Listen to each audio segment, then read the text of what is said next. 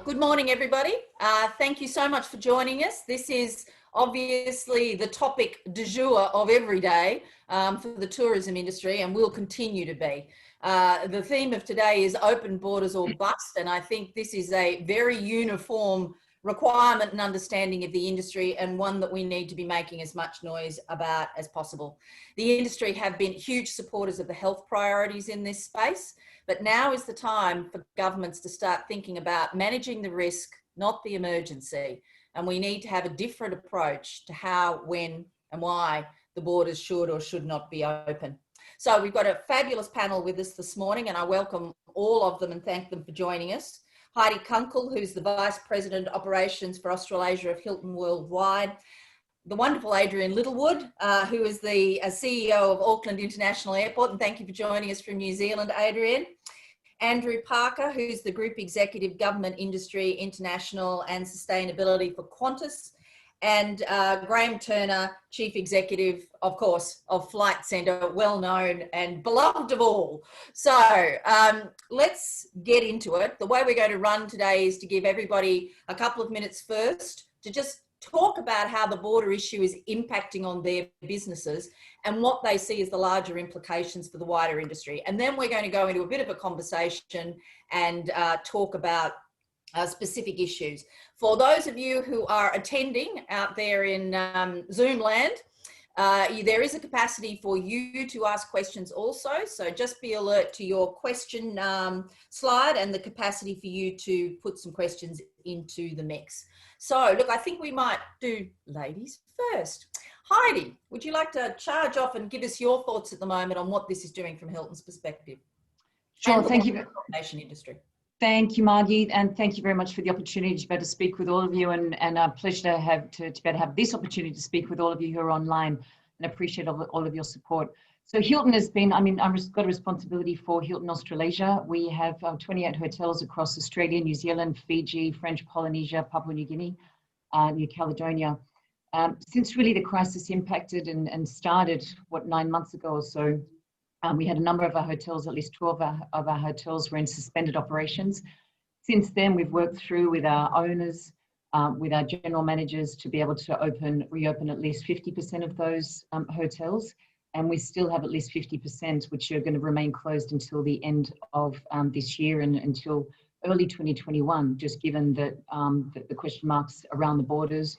And they really aren't in a position to be able to reopen those borders or to reopen those hotels until we've got confirmation on the borders being able to reopen and give us assurances that it makes sense commercially for our owners to reopen those hotels and to get business back on track. So much of our business does depend obviously on corporate travellers, on groups, on meetings, on events, and the free flow of travel. We've got a limited amount of business that's going to be able to be sourced from local travel, and for those hotels which do have drive-to market or have an opportunity to be able to source leisure business and weekend business, some of them are doing reasonably well. Our hotels in New Zealand have been faring fairly well better than most of our hotels across Australia, especially where they've got an opportunity to have some leisure business over the weekends. Fiji hotels are obviously strongly impacted by no international travel coming in there. So we'd be keen, as a later step to be able to, first step is really to be able to have opening up of our domestic borders within Australia, to gradually then extend that across the pond to New Zealand as well, and gradually to our hotels in Fiji at a later stage. But really with our owners and our general managers have worked extremely closely over many, many months in partnership to be able to do our best to be able to keep our team members safe, to be able to protect the bottom line of our owners as best we possibly can, and to be able to try and help team members get through this, because we've got more than 3,000 team members right across the region, many of whom are dramatically impacted and have been on reduced hours and reduced pay for an extended period of time. JobKeeper has obviously provided, has been a lifeline for many of them, providing a level of support to the businesses. And we strongly urge that we would have continued support going forward for that, because for the end of JobKeeper coming up in the end of March next year. It's going to be a very, very, very difficult scenario for hotels which have had to significantly restructure our business to try and, stay alive and stay safe and get into, slightly into the black, out of the red and into the black for the years to come. We're focusing on recovery as best we can, but it's going to be a long road. So we're really going to need to be able to have corporate travel coming back. And that's going to require, opening of borders and getting some confidence back for people to be able to travel. Terrific. Thank you so much, Heidi. Adrian, I'm going to come to you now. Sure, thanks, Margy, and kia ora. Good morning, everyone, and particularly good morning to our friends in airports across Australia. So listen, our story is similar to, as Heidi mentioned, New Zealand obviously has adopted quite a strict approach to virus management. That saw us in a very strict lockdown for an extended period, came out for 100 days, and we saw the return of domestic travel, which was incredibly welcome. And then a partial lockdown across our country as we had a further community outbreak. That stop-start has been pretty tough. For our business, we are more exposed than other airports in New Zealand to international. It's a much bigger portion of our business. And for a large part of this year, what was 10% of our business, which was our property development business, was 100% of our business for many months, where we had no aviation business really coming through the door other than some cargo flights. So we've been through the brutal process of shutting down projects, letting people go, which has been tough, and our team have done a great job in that. But two things, I guess, to focus on. Number one is, and to give some confidence to those in Australia, where we have been able to start domestic travel, that's bounced back relatively strongly, and that's been great. So we got close to sort of 60 to 70% of travel volumes before for domestic, and that looks pretty durable, and that's great. Although it is quite clear that domestic travel is quite different, particularly leisure, to what we had before with our international foundational base. It's much more peaky, weekend focused, and that does make it challenging for our tourism product providers and operators around the country to sustain that, particularly restaurants and other providers in New Zealand. But that has actually been fundamental and important to some kind of recovery, and to keep our teams running, keep the airlines and their teams running and operating well. The second part is we've adopted the philosophy of everyday matters in terms of trying to figure out how to restart. And that's been through a number of projects, including the work with our colleagues in QF and NZ and in Australia, with the Trans-Tasman bubble concept that was put forward to Prime Ministers Morrison and Ardern earlier this year, which was, I think, well received and a great example of Trans-Tasman and private and public work. We've now then followed that on, and we are doing some additional work on saying, well, what does a more systematic approach to all countries look like in terms of how we live with the virus? And in our world, where does Australia fit in that over time? So we've actually done a lot more work in thinking about that future, and we see that process as being critical to a safe reopening. There's no question that, I know it's different around Australia and New Zealand, but the public sentiment is still, there's quite a degree of anxiety and fear about the virus. And I think the border has been, really tagged with that sort of sense of the gateway to fear to a degree. And so I think there's a task for all of us to do to just, demonstrate the confidence we can offer the public around the process and protocols, that it is not a scary process, and that aviation generally is a system that manages risk and high consequential risk in many ways, whether it's people risk with immigration and customs, whether it's aviation and physical risk, or whether it's biosecurity risk. We manage that with our partners in a sophisticated way, and we know how to manage that, and that's part of what our future needs to look like. So that's something that I think deserves more discussion between government and private sector. So I'll leave with that, Margy. Thank you very much, Adrian. And very impressive. Everybody's kind of sticking to time. Bravo. Andrew Parker, over to you. How does the world look to Qantas? And talk to me about borders. Oh, Andrew, we can't hear you. I think it might be the headphones. Better? Much better. Go for it. Sorry about that. Dodgy headphones. Good morning, everyone. Look, I think everyone probably knows the Qantas story well. So I think rather than rehash the challenges that we, like most people on this session this morning have endured. Yeah, we'd like to focus, I guess, on how we see the future. And I think, as you alluded to, Margy, the Daily Telegraph today summed it up extremely well, as did the other News Limited papers, of a $10 billion a month impact on our sector. And whilst there are some positive signs out there, and Adrian indicated some of those, including most recently the fact that we will resume some fairly limited flying to New Zealand, given it is not reciprocal yet. And I would call out, in an Australian context, the positive direction of some states like South Australia, like the Northern Territory, even Tasmania, who I think, to the point Adrian was making, are making risk assessments now and trying to understand how they live with the pandemic, but reopen safely their economies. And that's been our single greatest frustration, of those premiers, governments and others who have changed strategy mid-course to essentially elimination. And, you know, with the greatest respect to New Zealand, I think it demonstrated what happened there with their reinfection, which they did an admirable job in managing, but it is almost an impossibility to imagine that no state, territory or country is going to be able to have an open economy without some degree of risk. And that's our concern with a state like Western Australia. How will they ever open if the decision is essentially we want zero risk?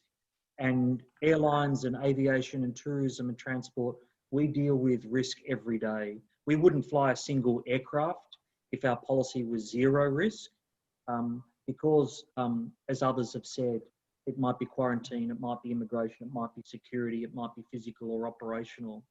So we're confident there is a pathway.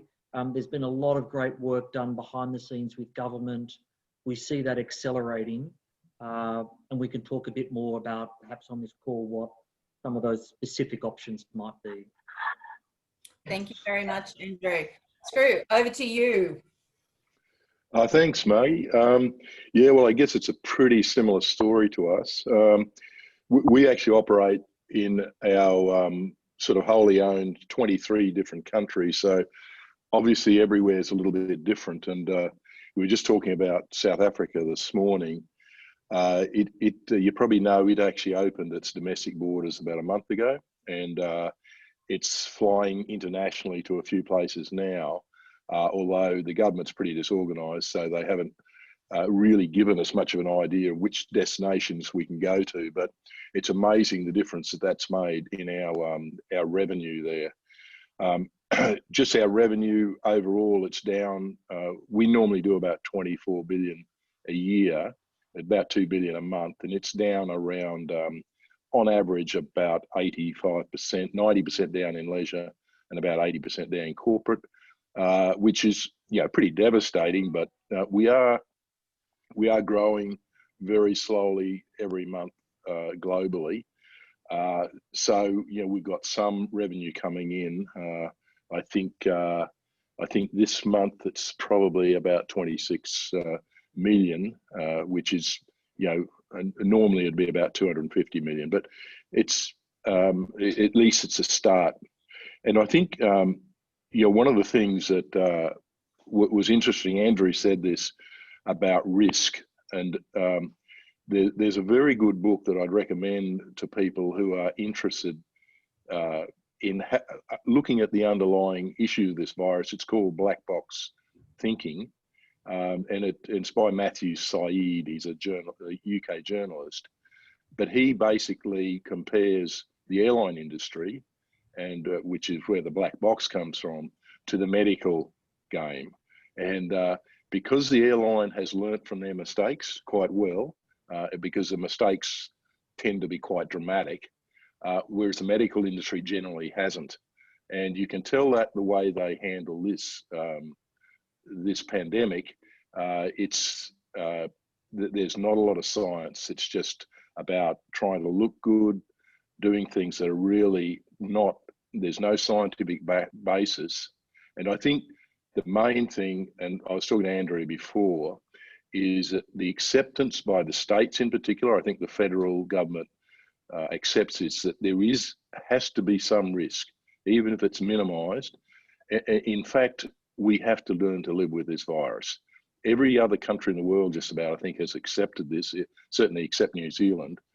And living with this virus is going to be a fact of life for at least 2, 3 or 4 years, maybe longer. Even if there is a vaccine, the chances of us eliminating it globally is just almost zero. So that's our position. Thank you very much.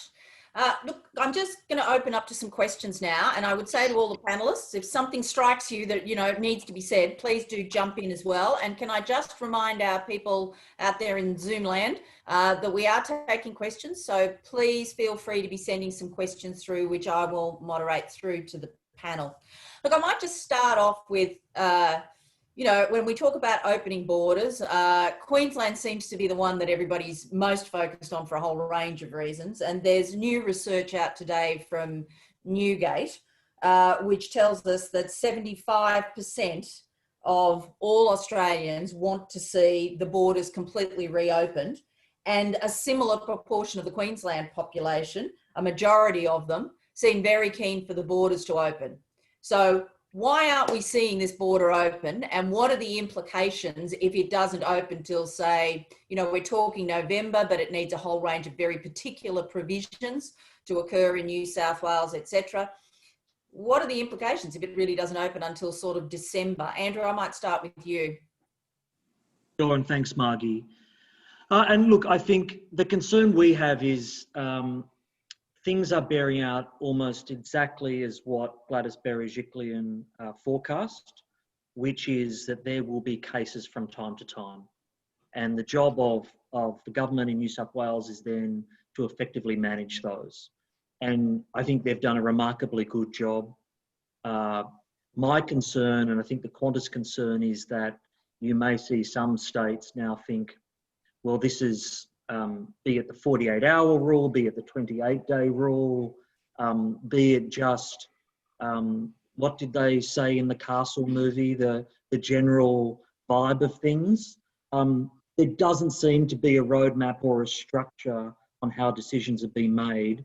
And to answer your question, if the Queensland border, you know, does not open, it is not only, I think, a disaster for the Queensland economy and the tourism operators, particularly far north Queensland, obviously southeast Queensland, and the huge tourism sector there of 1 in 4 jobs. But it is, I just think, a worry that we will then flow into next year, and there will be no ability to meet some of these extraordinary criteria that seem to have emerged. So you've lost school holidays. Do you lose Christmas? Do you lose the January school holidays?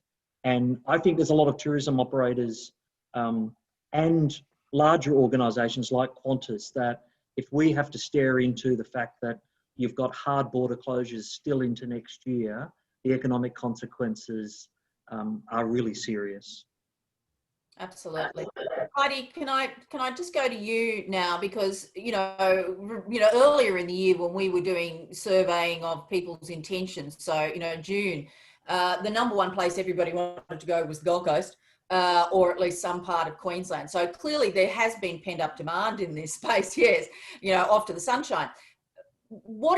How is this affecting you? I mean, what sort of jobs impact has this had for your organisation because that border stayed closed? It has a massive impact. I mean, it's especially in our key city hotels.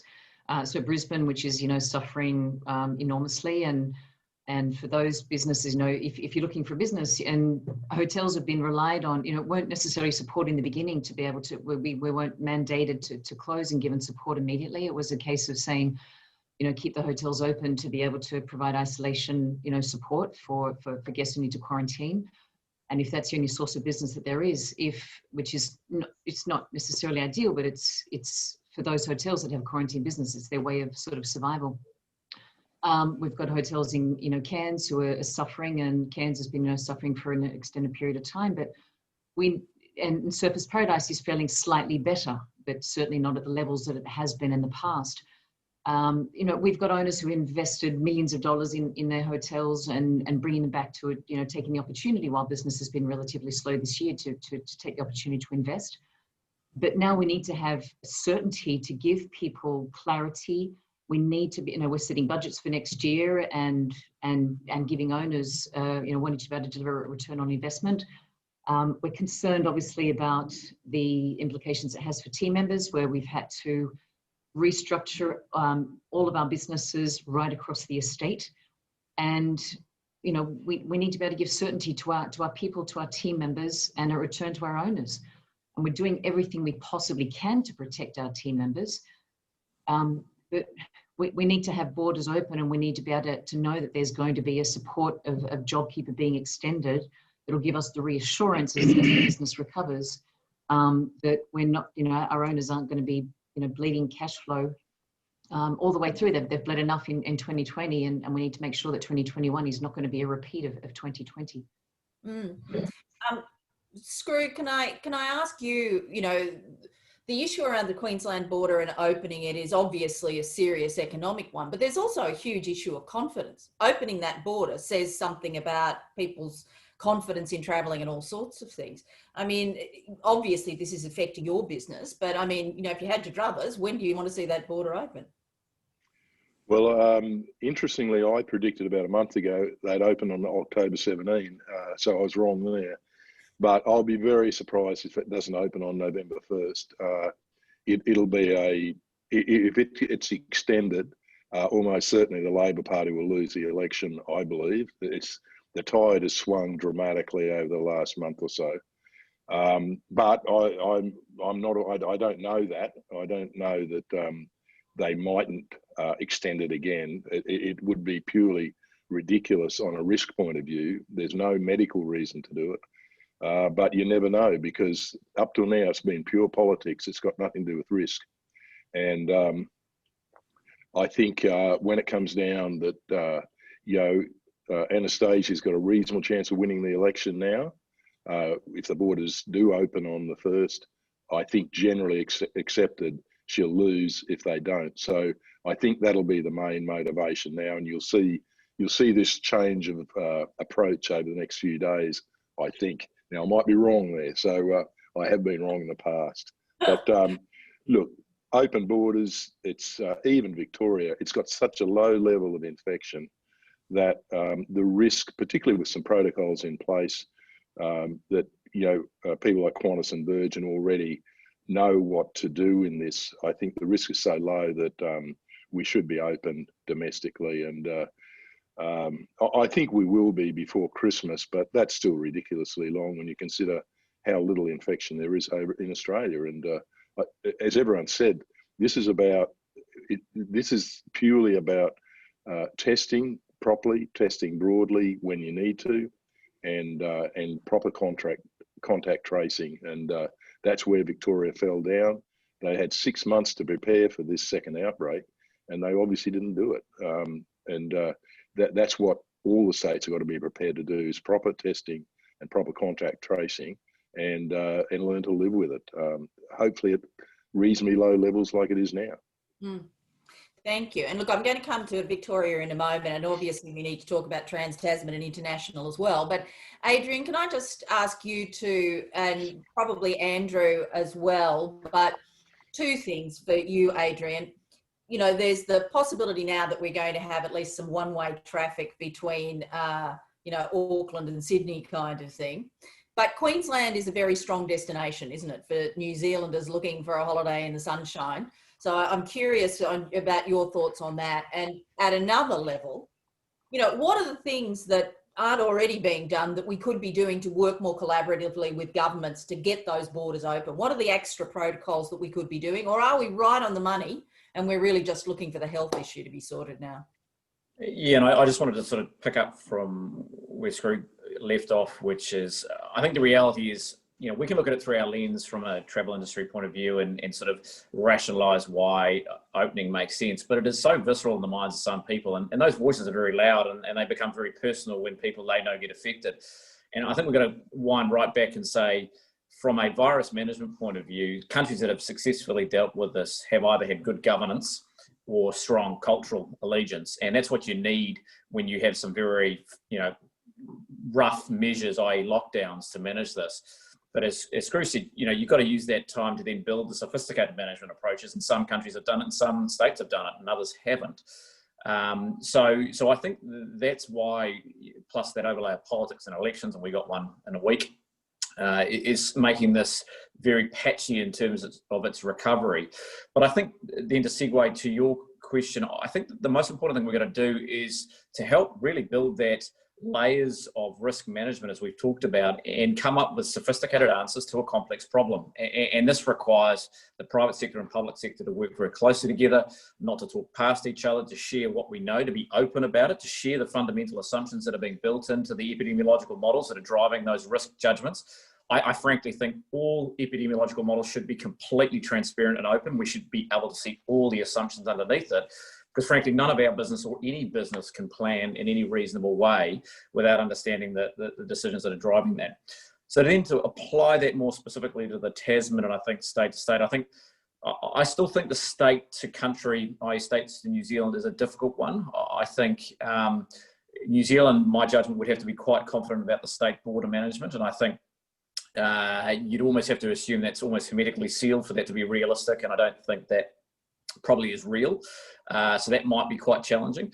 But having said that, we should be focusing on country to country, and I think that means having a common understanding of risk management and how that is being applied in both countries, accepting that risk management is the outcome, as we said. And then I think also, we shot down a path originally with the Tasman bubble work of saying, look, the two countries are performing in a similar level. We could see that connection coming together. Actually, I've shifted on my thinking on that, and actually think it should be about mutual recognition of equivalent standards of performance, because otherwise it doesn't leave enough flexibility for the politicians to navigate their way through a community outbreak in New South Wales. And I think Gladys Berejiklian's point, as Andrew said, is exactly right. These things will come up, and the politicians need to have the space to be able to manage that and not have the public sort of overreact to that small instance which is being managed. So I think mutual recognition of standards allows our countries to work together to reflect the unique characteristics of each country. And frankly, that makes the officials' path much easier, because we focus very much on the Tasman, but what about the other countries we all want to connect to? To make that a bilateral discussion is a nightmare, right? So what you want to be able to do is for each country to unilaterally recognise another country's management method and performance, and allow that country to just recognise that and say, that's good enough, we're happy to connect. And I think that's the only way we can practically get these markets opened over time. Thank you, Adrian. Andrew, from your perspective, is there more we could be doing? What do we need to do? Yeah, look, I think we as an industry are working very well with governments. So where there have been flaws in the system, for example, governments wanted more information in the PNR system, and we've implemented or are implementing that in record speed at their request. I think the airports through the AAA and AFRANZ and TTF and a lot of the key peak industry bodies have done great work at developing protocols to give confidence. And I think we're always open to what else is out there that could add robustness to the system to give confidence to states. And I'll give one example. So overnight, IATA, Boeing, Airbus, and Embraer came out with a study of in-flight transmissions since COVID emerged. And there's been 44 known cases. Most of those occurred very early on with a handful of super spreaders, perhaps to the point of before stricter protocols were in place that now exist. But that's 44 known cases in about 1.2 billion people who have travelled. So you have a 1 in 27 million chance of an in-flight transmission. So I think there's increasing data points to be able to demonstrate to government about the safety of flying and travel. And I think the only point I would say of what Adrian said, and I agree, that I think unfortunately we are going to be in a period of pragmatism where we need to try to open on a bilateral or a New Zealand to Queensland basis, because I think if we want policy purity, there are too many jurisdictions that are so difficult or in the infancy of developing what international travel might look like. There's others more advanced like Singapore and the work they're doing with technology and COVID passports. But we have got to restart somehow. And a good example is we were able to launch Sydney Adelaide last week. It's sold out, the flights we had, so quickly.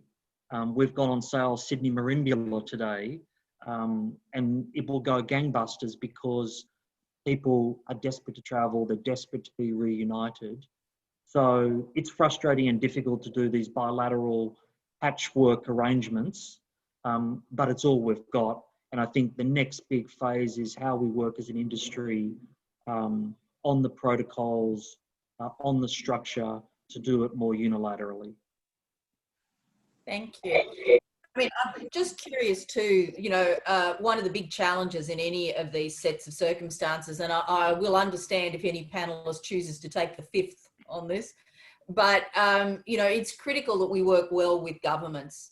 I'm almost game to ask, if you were going to pick the governments that have been best and easiest to deal with as part of this process, and you might have a get out of jail on this one, Adrian,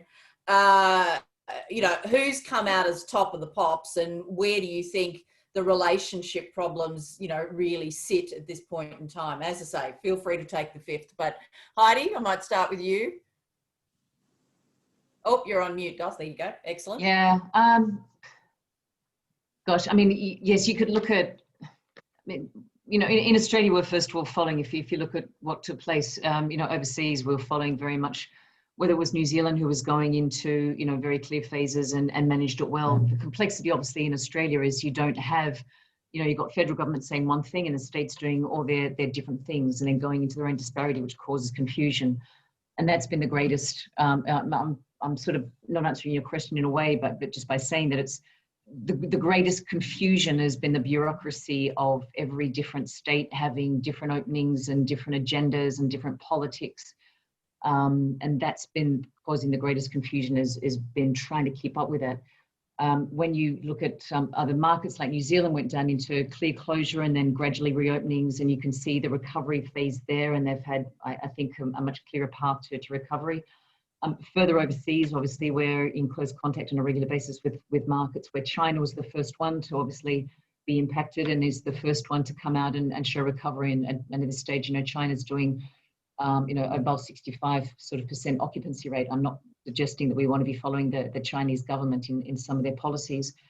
But we have to be able to live with this disease. It's not going to go away for a very long time. We have to learn to live with it and just to deal with it. So those governments that are learning to deal with it, live with it, and be able to reopen borders and reopen the economy and get back to business. Because we are going to be facing much bigger issues on unemployment and certainly mental health. And those are the invisible signs that we're not yet recording and not yet seeing, where we can track and record the number of COVID cases, but we're not tracking yet and recording the invisible signs of mental health. So we need to get back to dealing with reality and get back to dealing with business. I didn't really answer your question, but it's... No, very good. Skroo, from your point of view, any bouquets or brickbats that you'd like to direct at any particular government? No, look, I tend to agree with Heidi. I mean, the National Cabinet has been an abject failure, and I don't know the answer to that. But and as have you could argue widespread hard lockdowns, there's no scientific evidence that I've seen that they actually work. So Victoria did this. It mightn't have been a total waste of time. They mightn't see it as that. But effectively, if they had their contact tracing and testing system working, it almost certainly wasn't necessary.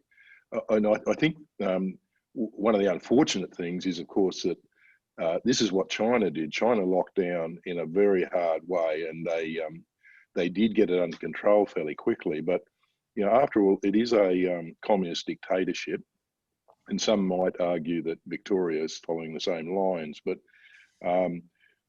I think Australia, the lesson for Australia is that we need to be one Australia. We need to have one policy, ideally a national cabinet that actually works. And it's really unfortunate that it hasn't worked. But I know a lot of people, a lot of associations are working with governments, both, I know that in New Zealand and Australia. And the federal government, I think, here has been, they're trying hard to take industry's point of view. And as an industry, I think we're trying to make sure we present a fairly united front in terms of what our suggestions are and trying to work with the government. It's early days yet to see whether we get the outcomes there, but I think that there is a willingness from the federal government to work with us. That is not obvious. And I've had a fair bit to do with Queensland. Here, it is purely politics. There is a forum, but no impact whatsoever, as far as I can see. Thank you. So, Andrew, Victoria, when do you reckon? Are we going to get to be able to send some people to Melbourne Airport before the end of the year? Do you want to take a brave step out there into the wilds and say yes or no to that? I certainly hope so. And we are still at the moment, albeit as part of the minimum network.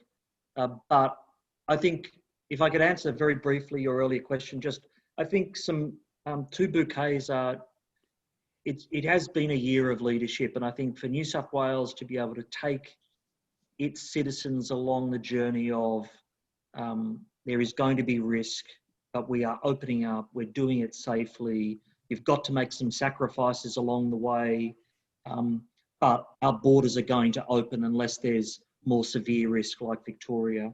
But also South Australia, I think the fact that they came out yesterday and said, we are keeping our border open with New South Wales was really important and encouraging. It wasn't jumping at shadows. It was, we're talking to New South Wales, we understand it, we've got confidence in their system. And I think a number of people have said this really boils down to a matrix of risk. And if your only real risk arrangement is a hard border, then it shows them not a lot of confidence in all of the other protocols that should be available to a country or a state. But on Victoria, look, we are hopeful. I think Victorians have paid a very heavy price. It's been incredibly difficult for them. You really hope that they're going to meet the requirements so that we can have pre-Christmas travel. I think they need to see family around the country, and it's going to be a great test of leadership, frankly, that other states have got that confidence. I think regional Victoria could open up very quickly. There is the ring of steel around Melbourne, so I don't see a reason why we can't be moving towards regional Victoria opening up first and soon. So we're certainly hopeful pre-Christmas. Excellent. And let's be hopeful too about Queensland before Christmas. I just wanted to sort of change the tempo a little bit, because I think largely we've been talking about general travel and leisure travel. The other one that's really critical, given the importance of the aviation routes, Sydney-Melbourne and Sydney-Brisbane and Sydney-Auckland, is going to be business travel. And the general lack of confidence that seems to be existing within the corporate sector, particularly those companies, for example, that are internationally based and are facing a whole range of new rules and, concerns about liability of people traveling for business. I'd be curious from each of you to get a bit of a sounding on how you think that's going to develop, because I think it's a bit of a sleeper issue, this piece of getting people feeling like they're going to do face-to-face meetings again, as opposed to just Zoom, because it sort of works, and the liability issue within firms. Adrian, I'd be really interested to know what's happening for you in New Zealand and how you see that playing out too, in terms of Australia, New Zealand and wider fields?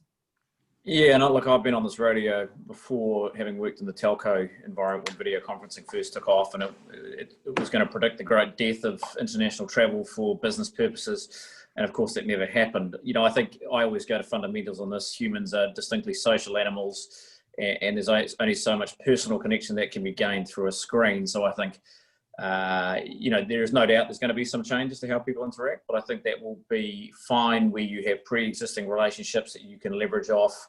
But if you are looking to build relationships, to build businesses, you are going to do it in a personal, person-to-person way. So there will be some changes, but I do suspect it will come back over time. It'll take a while. I think in New Zealand, we are starting to see it coming back, which is good. And we did see a bit of a bounce initially when that restarted. And look, I know just from a New Zealand point of view that the connection between Australia and New Zealand from a business point of view is so deep that there is such a wave of desire to travel the Tasman for business purposes, whether it's, you know, Australian execs who live here and have their family in New Zealand, whether it's you have a business trans-Tasman. Our countries are so connected that I truly expect once that two-way travel really opens up, that is going to be overwhelmed with both business and leisure demand. So I'm not fearful of that being a problem in the future. Okay, bullish, excellent. Thank you, Adrian. Heidi, you know, I mean, this is a big slice of your business, and you know, you're not really seeing any of it at the moment. I mean, do you want to take a brave step out and predict when you might see it come back to normal levels? So we anticipating for next year, we'd start to see, obviously it depends on borders opening up and we know it's going to take time for recovery, as Adrian was saying. It's not going to just open up the floodgates and people are going to start coming back.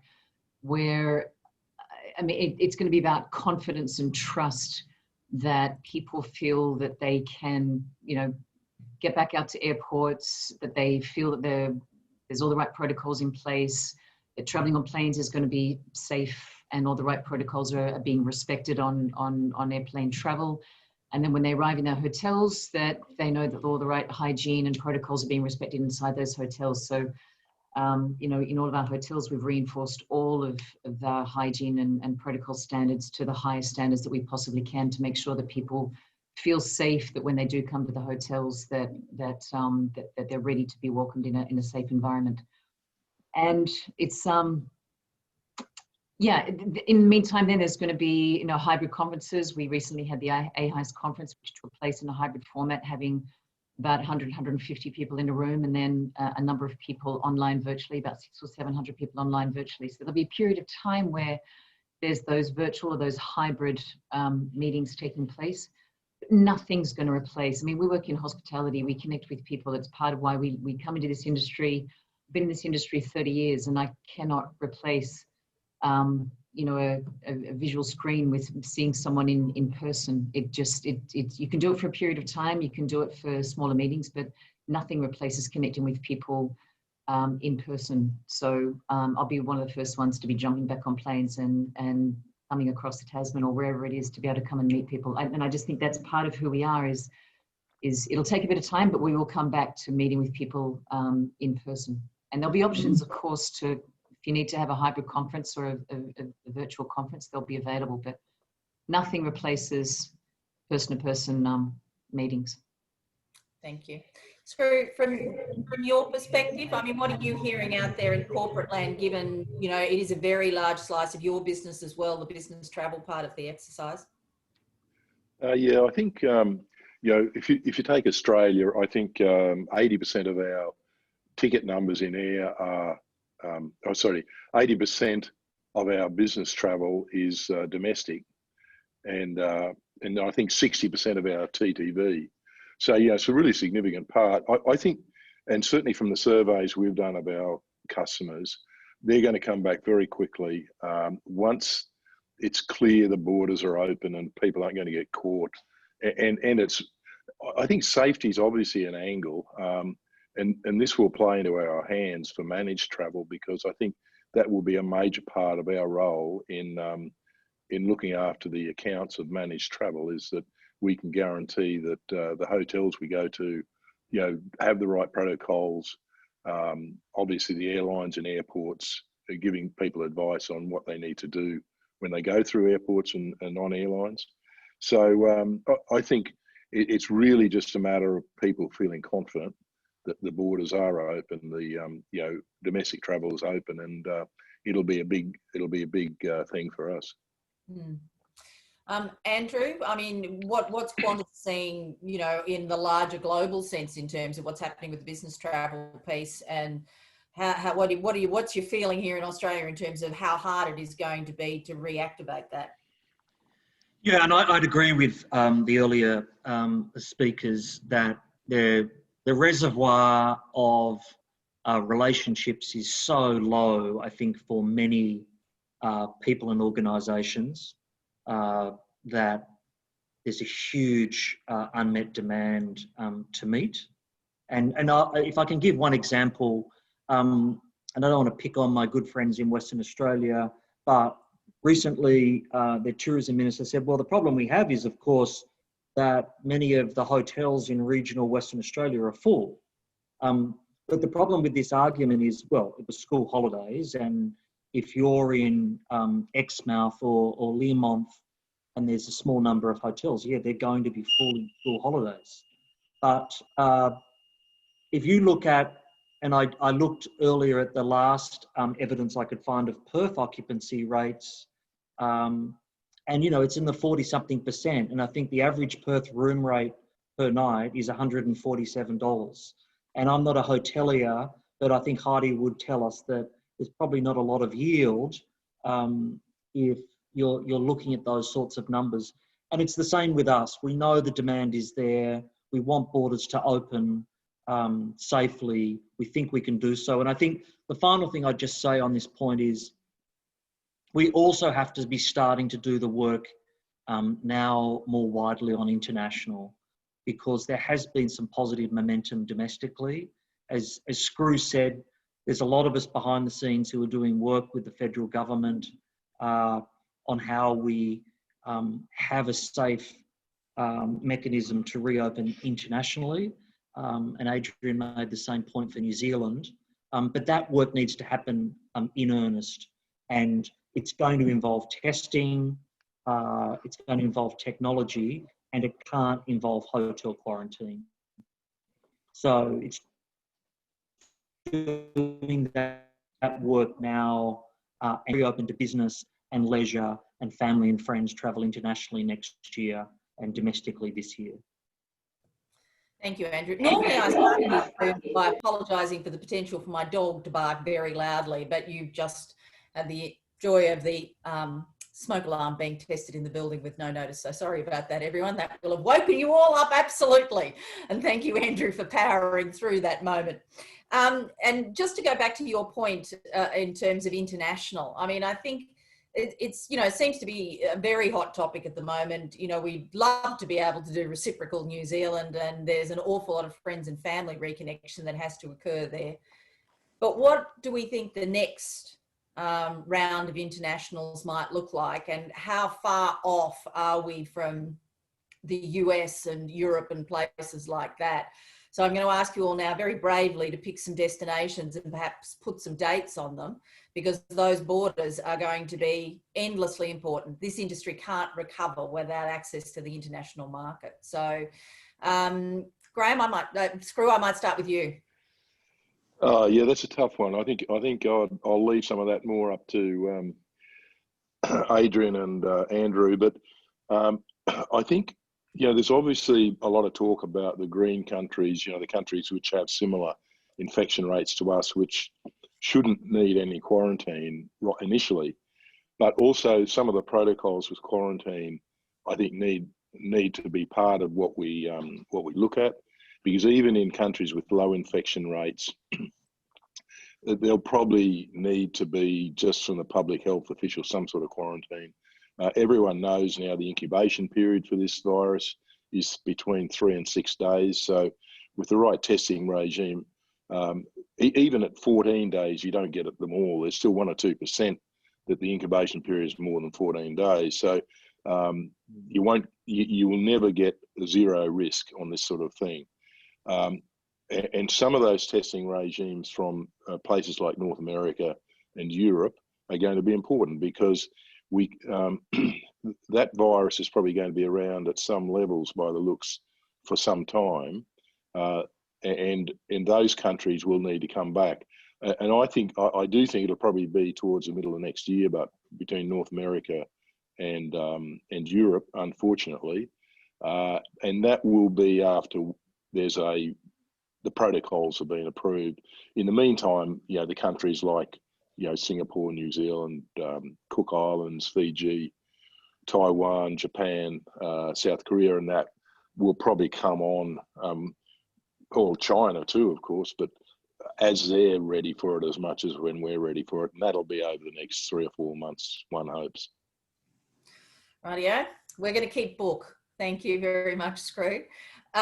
Adrian, from your perspective, and I know you've been putting a lot of attention into this and sort of talking to a whole range of internationals. You might also have seen that our Treasurer, when asked about this earlier in the week, actually said he thought our international borders would remain closed to the end of 2021. Not encouraging, but anyway, Adrian. No, looks similar to Skroo. So I think from our point of view, Raro is most naturally the next obvious, and then Aussie thereafter. Timing is hard, I think, and I think, as Skroo said, this is part of a system that has to, really comprise double testing arrangement, various quarantining depending on where you're coming from to reflect the risk characteristics. So yeah, Raro, Aussie, Taiwan, Singapore, Japan would be natural areas, I think, exactly as he said.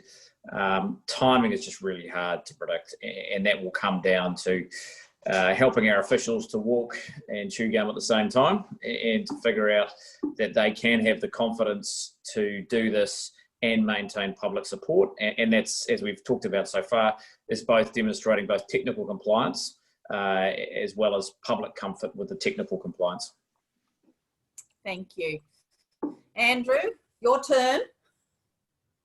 Yeah, I think that was a good summary of we would have a consistent view there. And I might add, one of the things we're working with the Commonwealth on at the moment is some further repatriation flights, particularly we still know there's large numbers of Australians stuck overseas, and we really want to use those flights and any of those sorts of future arrangements as a test bed to test. So you've got more and more data points to be able to show that you can roll out testing, as Adrian said, in at least twice on these flights. We're talking to governments on testing of wastewater on board aircraft, and a whole range of different ways to have a belt and braces approach, so that, as I said, we can look to a non-hotel quarantine future, which we're confident we can do, of countries with similar infections or profiles, with testing regimes, and with really strong data and contact tracing with the airlines. And I flew last week for the first time in a while, and I just say that it was a great experience. I would say that, but from the airport and security, and I don't give many bouquets to airports, but I think the airports are doing a fantastic job.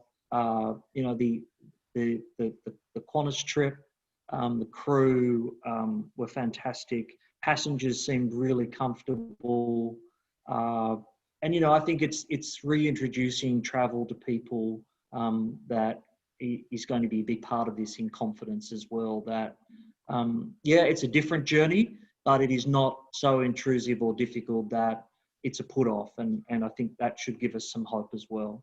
And I will also call out, tomorrow is our flight to nowhere, and the fact that our scenic 8-hour flight around Australia sold out in about 9 minutes is further evidence that Australians and Kiwis are desperate to travel, and soon. So look above in the skies tomorrow, and Skroo, we'll dip the wings to say hello in Queensland to you and your Premier. Excellent. Well, we're just about out of time, but I just want to ask everybody a really quick last question here. specifically in terms of the border piece, what is it that we need to have learned out of this set of circumstances with the borders? Because, you know, we can get to a point where over the next 3-4 months, we might have them all open, but then there might be another outbreak and they close again. So what is the critical issue that we have to understand out of this particular set of border issues? And how long do we think it's going to take for the industry to actually recover to a level that was something like where we were pre-COVID? Heidi, I'm going to start with you. Gosh, I mean, I think it's what's been said, you know, throughout the webinar. It's about risk management. It's about putting the protocols in place. It's about people wearing masks when they, you know, just it's a simple thing to do. But if it helps to save lives and keep people safe, then it shouldn't be such a difficult thing for people to do, especially when they're in crowded places. But we're going to just have to get to a point where we live with it and we manage risk as best we possibly can, and try to get back to some sort of semblance of normality. We know it's going to be a long path to recovery. I would like to think that, you know, sort of by this time next year, we're starting to see freedom of movement, and ideally including overseas travel. And I would love to see that we're going to be on a, you know, gradually seeing, you know, stronger than green shoots of business coming back, which I know is going to be quite optimistic, but I'm an optimist, so Excellent. I'm going to stay optimistic. I'm going to stay optimistic. I'm going to stay optimistic because it's part of the business and part of the nature. Excellent. Thank you, Andrew. Feeling game, recovery date, and what do we need to make sure we do right next time we're faced with this sort of border issue? Yeah, I think it's national protocols that, you know, Federation is a creaking old beast that it's probably impossible to reform, but National Cabinet was so important in principle and it worked so well in its early iteration. I think there's going to need to be a hard assessment on how we can have national standards for something so important. You know, in the first half of this pandemic, we spent every day negotiating with states on different rules, on crewing, on all sorts of technical arrangements, and it was near impossible. So that's our hope, that there will be greater national consistency and standards. And look, in terms of optimism, yeah, look, we are definitely optimistic that there's momentum. People are more confident. We are learning to live with it. There's going to be setbacks. We should not panic at those, and that the systems are getting better and better, and that we as an industry just need to ensure that we can demonstrate to government that it is safe to reopen. And I think a lot of work, that work has been done, and a lot more is being done, so that next year is definitely a... Thank you very much, Andrew. Adrian? Really simple. I think that Western governments and countries finally move on from the 1918 pandemic management plan and learn from our Asian colleagues, Taiwan and others, who have had to figure out how to live with this post-SARS. And we actually have a sophisticated way to manage the future pandemic, which there will be one. And so we don't have to go through this again. We don't waste the huge cost that this has you know, caused our country, and human and social cost and financial cost, and that we have a sophisticated, modern way of managing this in the future. Thank you. Skroo, last words of wisdom to you. What do you never want to see happen again from a border point of view? And when do you think we're looking like, you know, getting something like recovery? Look, I agree basically with what's been said before, that, you know, we do need to handle this, and really it's about science, what actually works, because a lot of the things have been done, there's no science behind them. And I think there's enough evidence now, there will be enough evidence to work out how we make sure that the borders stay open. And I think once they do get open this time, regardless of how much virus is around, they will stay open. Maybe some hot spots will shut down again. But I'd just like to, one thing that Andrew mentioned, that It was a 1 in 27 million chance of catching this virus on a plane. I just looked up Google, and it's 1 in 500,000 in any year to be struck by lightning. So it's something like 100 times greater chance of being struck by lightning than being infected on a plane. So well done, Andrew. Well, on that note, thank you very much, Skroo. Can I thank you all, Heidi, Adrian, Andrew and Skroo, for your time this morning and for engaging in the conversation, because it is the conversation and the one that is exercising the mind of the industry more than anything else at the moment. So thank you all, and thank you for our participants who've listened in and sent through quite a few questions that I've been filtering into the call. And we look forward to seeing you all again soon. And please be reassured, as Andrew pointed out earlier, TTF and a range of the other industry associations are working as hard as we possibly can to support the industry and get the right results here. So thank you all, and have a great weekend. And I hope you're traveling somewhere and spending some money. Yeah. Thank you very much, Margy. Thank you to TTF. Thanks, guys. Thanks. Bye-bye.